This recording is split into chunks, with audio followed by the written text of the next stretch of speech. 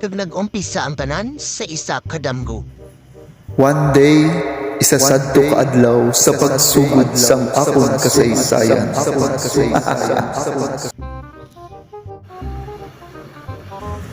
Okay, sa aking damgo, ako kuno ay sumasakay sa single papuntang Barangay Lantangan, Sitio Dapdap.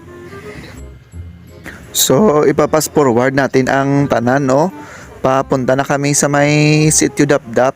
Pasulod na kami dyan sa eskinita na bala na, diba? Si Dasig da si Flash na mga nasakyan, abi.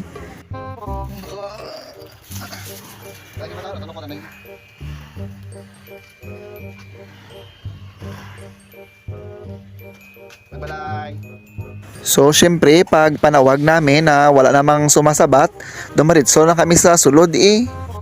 Ganyan kami diri sa Isla Higantes kapag walang sumasabat sa tagbalay, pumapasok na lang kami diretso sa loob ng kanilang balay. Di bala.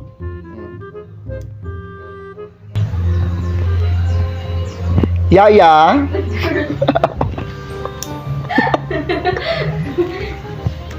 Nalala mo lang. Dala sa purpose ba?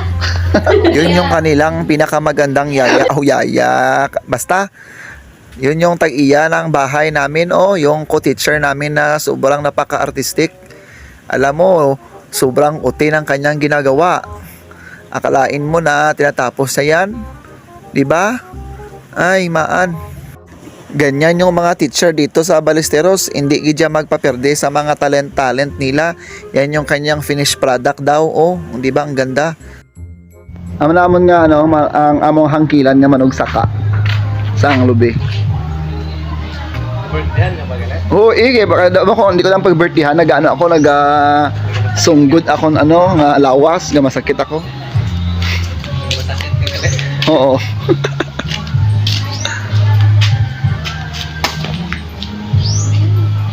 Pasalamat kami nga makakaon kami sang butong subong niya kung waay kaya maano lang kami sini.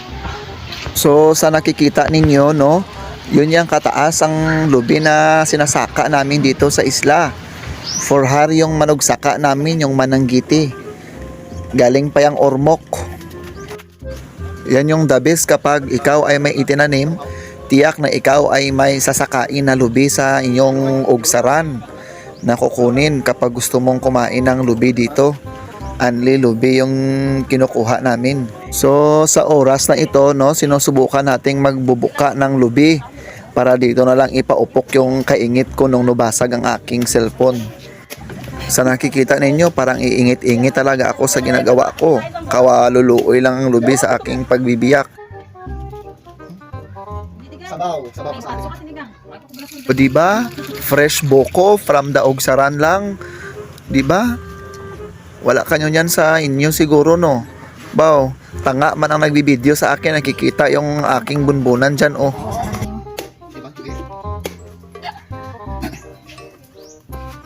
Wala, tulog. Wala.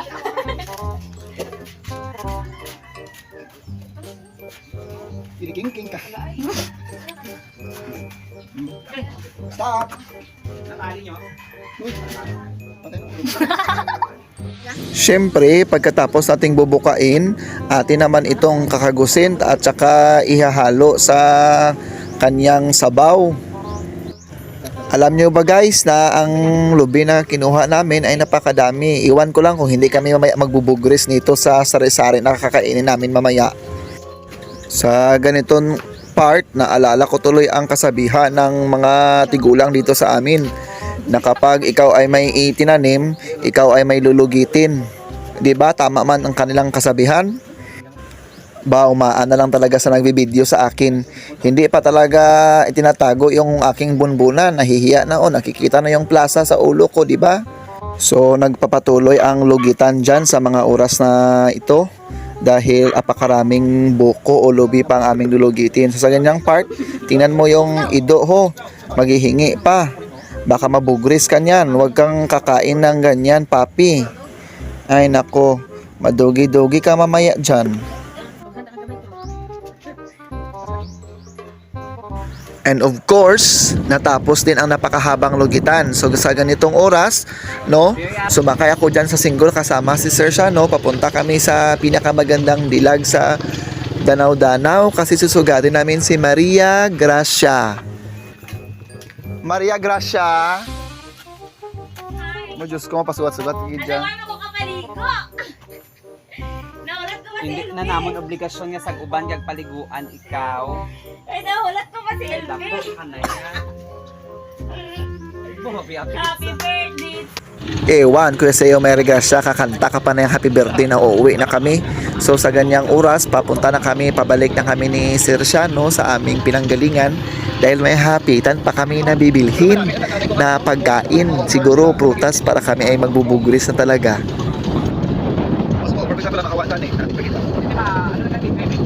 So halin sa Danau-Danau, humapit kami dito sa may bilihan ng utan at saka gulay kasi bibili daw si Sir Shano ng pakwan kasi favorite niya daw yung yellow na pakwan. At sabi ko dyan sa kanya na tutungaan namin yung babayaran sa pakwan. Kaso sabi niya mas marami siyang pera. Hindi na ako nagpuis pa, di ba la? At yun na nga, hindi pa siya nakontento sa isa na malaki. Dinagdagan niya pa ng isa pa kasi gusto niya daw nung dalawa na aalog-alog. Pagkatapos magbayad ng isa, syempre kinagdugang sa isa, binayaran niya kasi sabi niya marami daw siyang pera. Wala naman akong magagawa dyan. Sige. Sige pa. O, di ba? Gusto talaga yung marami at saka malaki. O, tingnan mo mamaya. Anong gagawin niya? Yun nga, kasi masyadong mabigat at malaki yung dalawang papaya. Papaya ba yan? Pakwan. Basta. Pagkatapos naming bumakal, syempre, babalik na kami doon sa bahay ni na Ma'am Ed Mary. O magliliso lang yan. Pagkatapos doon kami dadaan ulit sa pinagdaanan namin. Kasi hindi daw siya kasabo sa kabila. Charis. Sa aming pagbalik-balik, halos siguro nalibot na namon ang buong barangay sa aming tahi-tahi sa dalan. Di bala? Okay. So, fast forward. Dumating na kami dito sa bahay ni na Ma'am Ed Mary. Ay, nako, sa wakas. Nakauwi tayo. Ang gaalam? Buksan or simbihan ko ang balay nyo? Guys, Wala na. Ay, wala yung mga nasugat. wala. Bili mo to? Oo. Wala pa si LV? Ano ba English yan? Okay. Huluya ya sa ano niya ho? Sang tagbalay.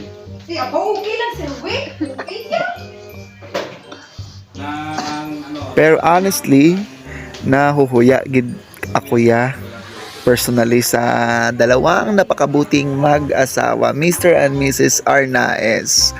Super accommodating talaga. So sa nakikita ninyo, yung mga food sa table na yan ay just partial lang ng mga pagkain namin. So diba, wala pa kaming pera niyan ha. Paano lang kapag may pera kami? Diba? Straight Tagalog yun. So habang lumilipas ang mga oras, minuto, segundo, basta no, nadadagdagan yung mga pagkain na nakalagay sa aming lamisa. 'Di ba? Ang sasarap pa ng pagkain. Iwan ko lang kung hindi kami may mag-iigit nito sa kakain namin. Ang bago na yung bago. Society of Snow. Damsel. Ay, ako nang ginistoryahan gina ni ano. Pagapon ni Vincent kami ni Millie Bobby. So sa part na to, halos tanan ready na to rumble pero hinuhulat pa namin yung iba naming kasama na mga VIP coming from Japan at Hong Kong. Ang tagal kasing magdating ng kanilang sinasakyan na eroplano eh. So habang naghuhulat kami sa iba naming kasama, si Sir Kenneth naman ay nag-prepare ng tatanawin namin na movie. Kasi mamaya mag-movie marathon kami at magsisinggitan naman kapag nakibot yung mga kasama namin. Hello guys.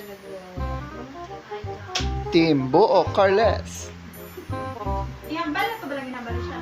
Dapat. Family.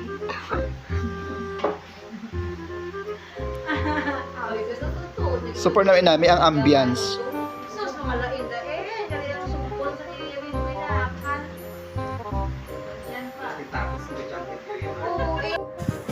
At sa ganitong part,